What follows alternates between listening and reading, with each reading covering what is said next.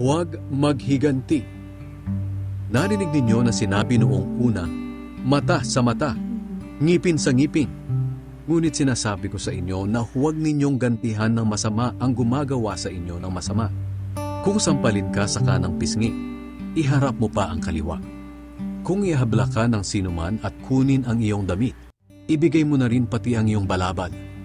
Kung sa pilitang ipapasan sa iyo ng isang sundalo ang dala niya ng 1 kilometro, dalihin mo ito ng 2 kilometro. Bigyan mo ang nanghihingi sa iyo, at huwag mong tanggihan ang nanghihiram sa iyo. Mahalin ninyo ang inyong kaaway.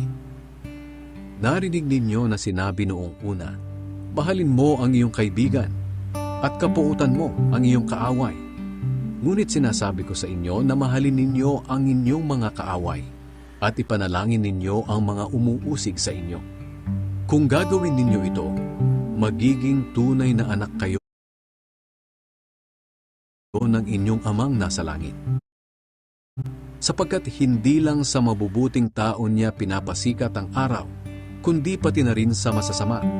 At hindi lang ang matutuwid ang binibigyan niya ng ulan, kundi pati na rin ang mga hindi matuwid. Kung ang mamahalin lang ninyo ay ang mga nagmamahal sa inyo, anong gantimpala ang matatanggap ninyo mula sa Diyos? Hindi ba't ginagawa rin iyan ng mga maniningil ng buwis na itinuturing na masasama? At kung ang binabati lang ninyo ay ang mga kaibigan ninyo, ano ang ginawa ninyo na nakakahigit sa iba? Hindi ba't ginagawa rin iyan ng mga taong hindi kumikilala sa Diyos? Kaya dapat kayong maging ganap, tulad ng inyong amang nasa langit.